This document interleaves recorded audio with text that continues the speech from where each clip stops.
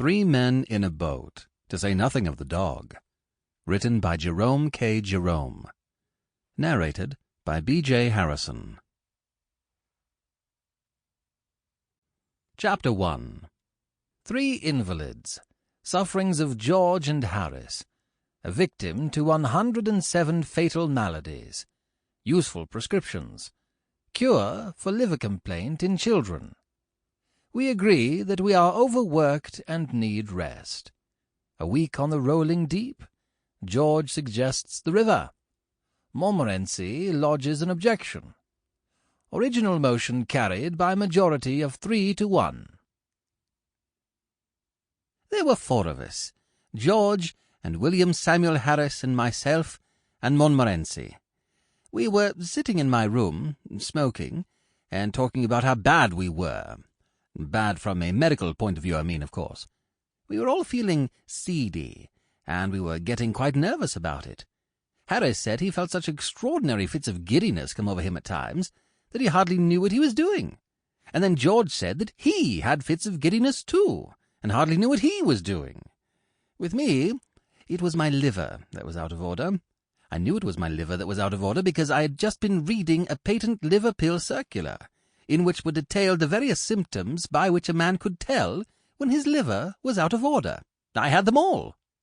It is a most extraordinary thing, but I never read a patent medicine advertisement without being impelled to the conclusion that I am suffering from the particular disease therein dealt with in its most virulent form. The diagnosis seems in every case to correspond exactly with all the sensations that I have ever felt. I remember going to the British Museum one day to read up the treatment for some slight ailment of which I had a touch. The hay fever, I fancy it was. I got down the book and read all I came to read, and then, in an unthinking moment, I idly turned the leaves and began to indolently study diseases generally.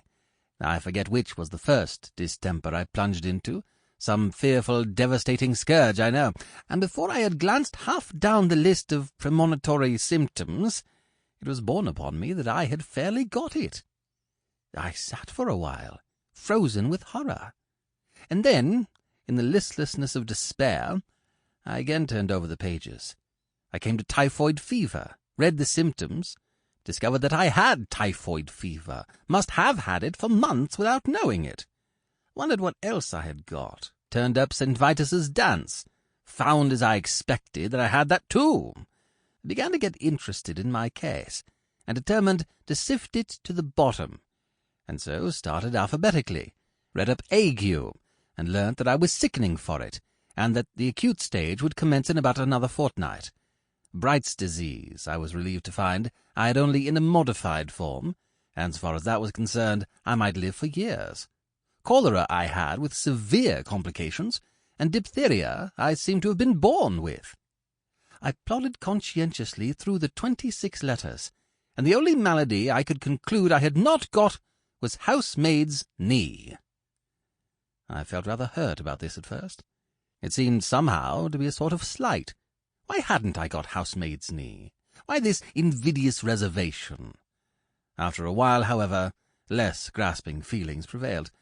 I reflected that I had every other known malady in the pharmacology, and I grew less selfish, and determined to do without housemaid's knee.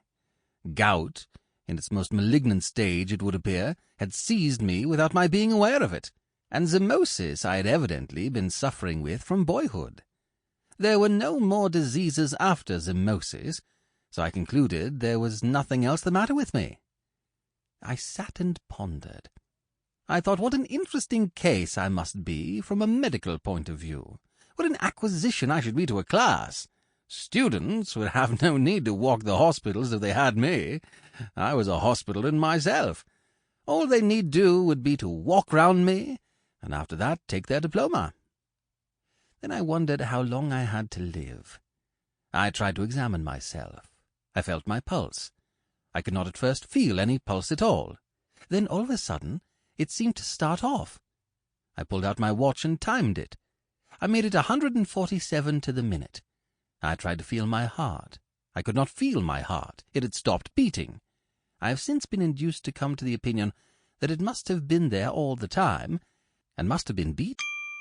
Sample complete. Ready to continue?